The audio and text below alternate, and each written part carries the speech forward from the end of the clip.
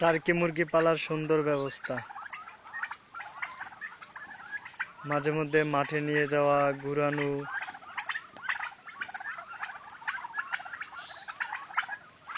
আমি এখানে একটা ইনকিউবেটর তৈরি করতে আসছি তাদের এই টার্কি মুরগির জন্য। এই জন্য ভাবলাম আপনারাও দেখেন এটা কিভাবে লালন পালন করে টার্কি মুরগি। আসলে অরিজিনালি একটা বিষয় জানতে পারলে আপনাদের জন্য উপকার হবে। এখানে এই যে এদের ঘুরায় ফিরায় খাওয়ায়, অনেকগুলা টার্কি আছে এখানে যিনি পালতেছেন। এই যে এখন মনে করেন এই 3-4 ঘন্টা এগুলোরে নিয়ে রাখা, বসে থাকা, খাওয়ানো।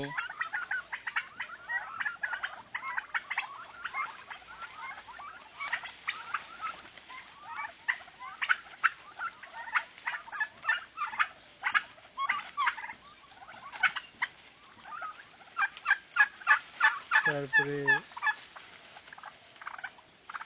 নিয়ে ইয়া করা, আপনার খাবার টাবার খাওয়ানো, নিয়ে ঘোরাফেরা, এইসব।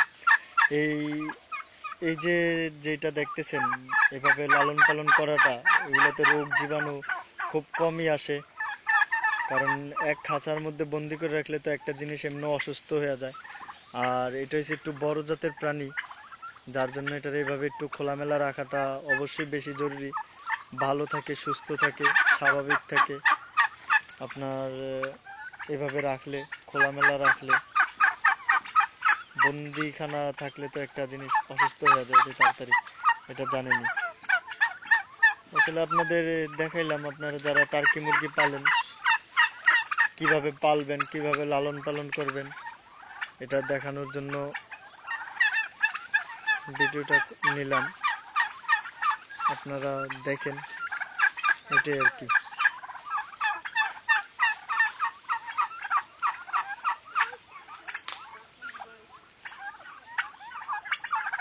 এই যে ঘাস খাচ্ছে আপনার, পাতা পাতা, তারপরে শাক সবজি এসব খাইতেছে সাধারণতভাবে। মনে করেন আসলে এটার মূল উপাদান হয়েছে খাওয়া দাওয়ার ইয়াটা কম লাগে, খাবারের চাহিদা কম লাগে যদি আপনি এইভাবে লালন পালন করেন। এই শাক সবজি ঘাস এগুলা খাওয়ান। আসলে এটা যত ভরপুর খাওয়াবেন, যত খাওয়ার উপরে রাখবেন, এটা তত তাড়াতাড়ি ডিমে আসবে, তত সুস্থ থাকবো, ভালো থাকবো, এবং কি আপনি ভালো প্রফিট পাবেন এটার কাছ থেকে, ভালো ডিম পাবেন, সব কিছুই ভালো কিছু পাওয়ার আশা করতে পারেন যদি সবসময় ভরপুর খাওয়ার উপরে রাখেন। আর এটার মূল চাহিদা হয়েছে শাক সবজি।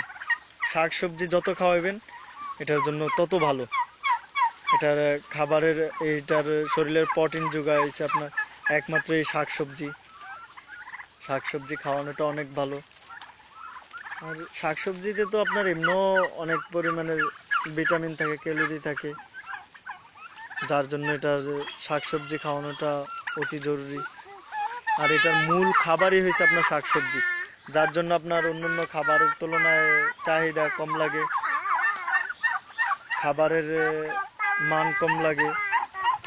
দেখা যায় বাজার থেকে ডাঁটা শাক, ফেন্সি শাক, তারপরে হচ্ছে আপনার কলমি শাক, বাঁধাকপি, এগুলা পালং শাক, লাল শাক, এগুলা নিয়ে এসে খাওয়াইতে পারেন। এবং কি এই যদি আপনার ভালো পরিমাণের জায়গা থাকে তো ওই জায়গায় এই শাকসবজিটা যদি আপনি চাষ করেন, সবগুলা বীজ একসাথে রোপণ করেন, একসাথে চাষ করেন, একটু বড় বড় হইলে এগুলারে নিয়ে ছাইড়া দিলেন, বাস এগুলার মন মতন খাইলো, বড় হইলো, ঘুরলো। আপনার শাকসবজিগুলা এগুলার জন্য চাষ করলেন, এগুলারে জায়গা বেশি দিলেন, তাহলে আরো ভালো। আপনার খাবার একবারেই খুবই কম লাগবে। আপনারা দেখতেছেন এই যে এখন এগুলারে এই বাসায় নিয়ে যাবে, খামারে নিয়ে যাইতেছে।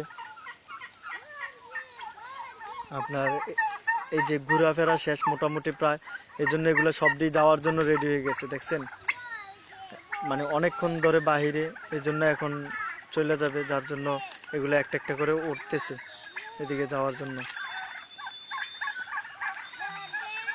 আপনারা দেখেন আমি এগুলা যাচ্ছে